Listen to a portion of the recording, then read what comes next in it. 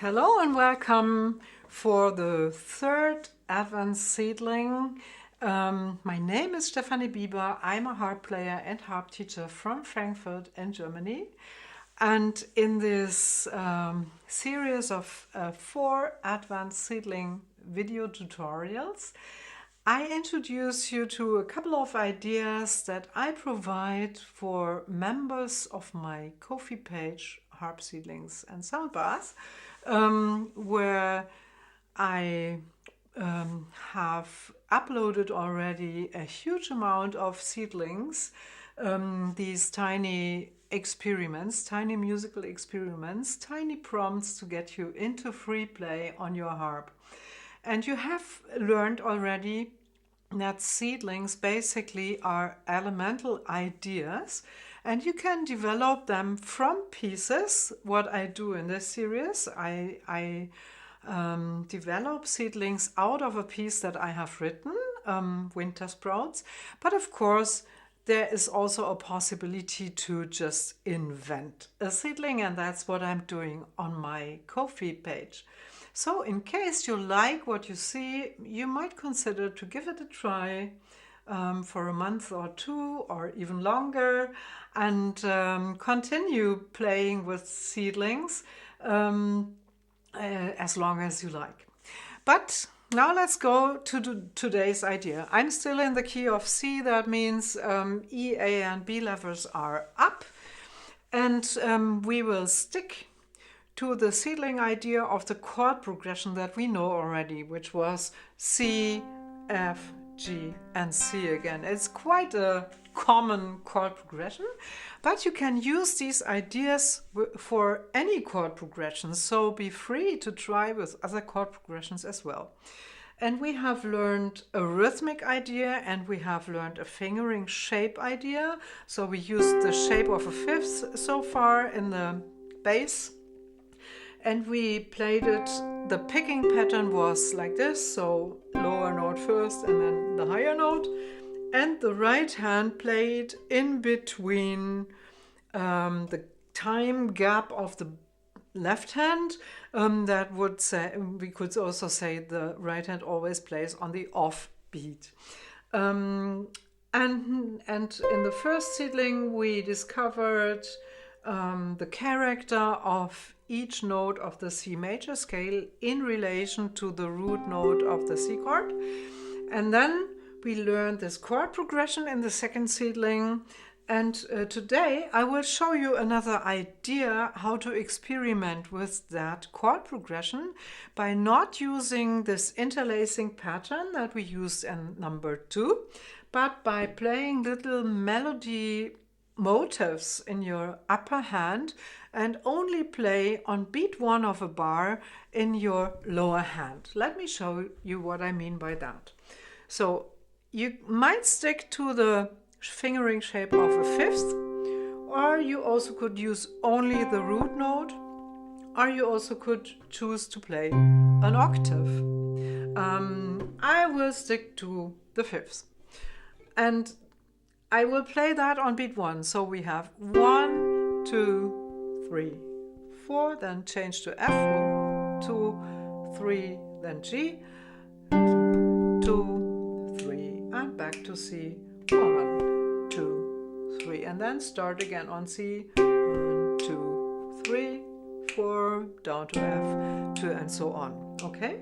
And now there is a lot of time between each action in your bass hand, and you can fill this time with notes in your right hand. And maybe it's a good idea to start with a group of 3 notes in your right hand. What do I mean with a group of 3 notes? That it's a fingering shape with 3 fingers, and I suggest that you take these 3 fingers. And a group means a scale. It also could be a triad, but now let's take a scale. This is a group of 3 notes, and they are all neighbor notes. And now you have 3 notes and you have 3 beats. So you just could fill the 3 beats with your 3 notes, like 1, 2, 3, 4, 1, 2, 3, 4, 1, 2, 3.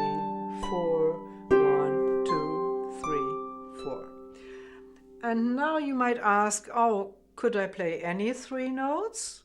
Or should I play exactly the three notes that she played? What I played.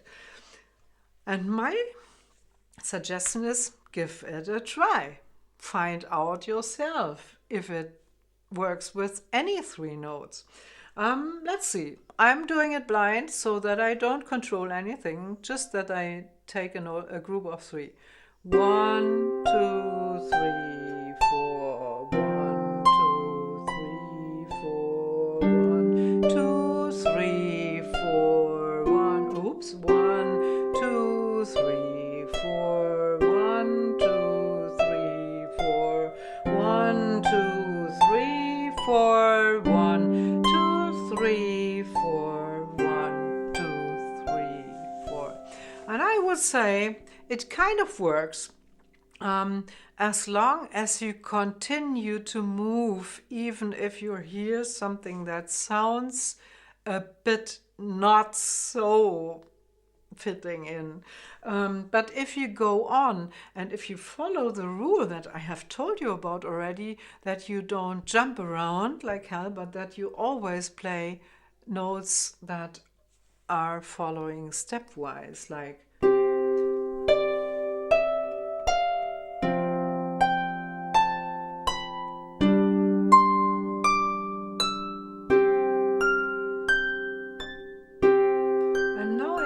go downwards.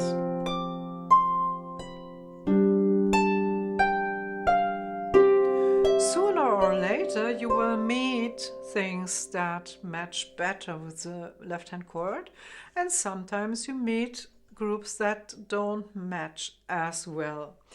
But don't judge it, just observe it, like always in the seedlings. Before you judge something to be good or bad, just explore basically what you like about it and what you maybe don't like so much about it, and just keep in mind it is what it is. And if whether I like it or not, it's a matter of taste, maybe not only, but basically it's a matter of taste. And see if you continue, maybe you start to like what you hear, even if it's not what you expect to be good. This could happen. Of course, you can change the picking pattern in the right hand. Instead of going upwards, you could start with the thumb and go downwards. And maybe you find out a rule. And I will tell you about one possible rule that you might find out. And now you won't find it out, because now I will tell you. When you start on the root note of your chord with a group of three upwards, then it will always fit. So on C, I start on C, it fits. On F, I start on F, and it fits. And on G, I start on G, and it fits. And on C, I start on C again. Okay? Why is that so? And now I tell you something about music theory. I have 2 out of 3 chord notes in my group of 3 when I start on the root note of my chord. I have the root note and the third note of a chord. If you don't know about how a chord is made, there is a root note, a third note, and a fifth note. And I cover the root note and the third note by starting on the root note of my chord. And that's the reason why it fits. And here it's the same. F and A are root note and third of the F chord. And on G, G and B are root note and third note of the G chord, and then back to C. Okay.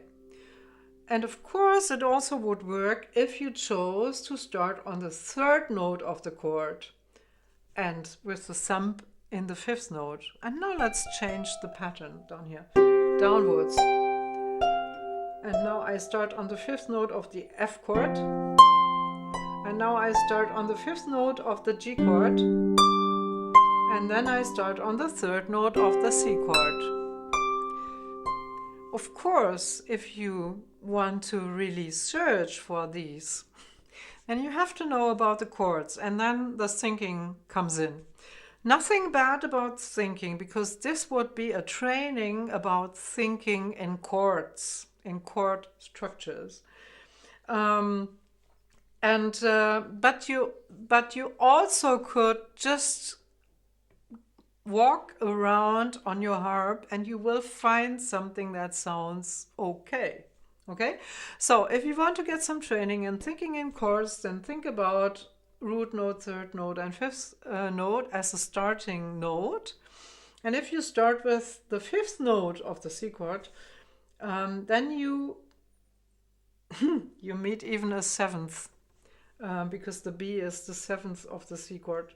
If you don't understand that, never mind, but it still works. Look.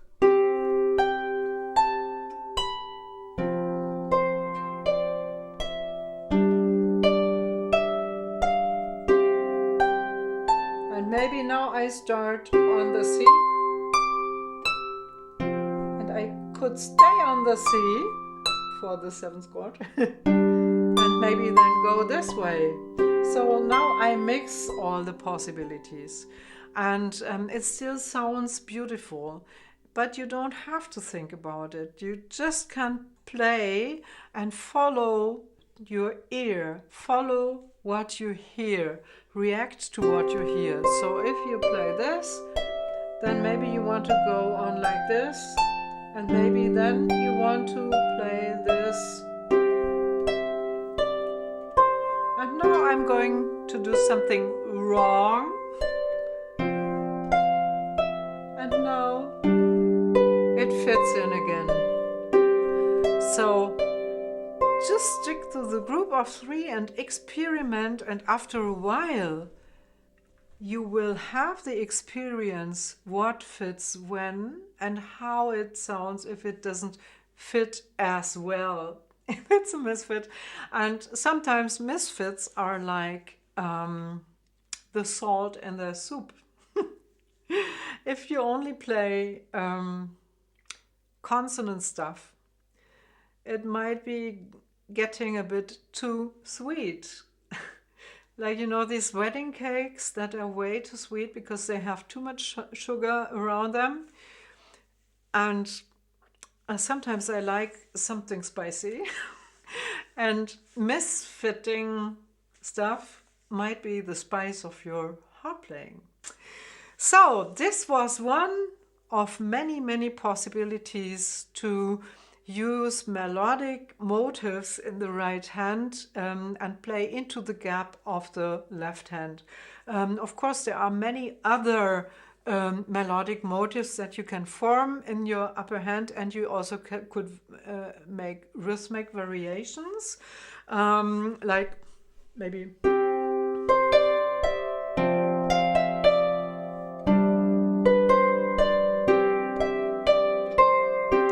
So it's the same principle, group of three, but I changed the rhythm. So then we would have another element, but this would be too much for one seedling.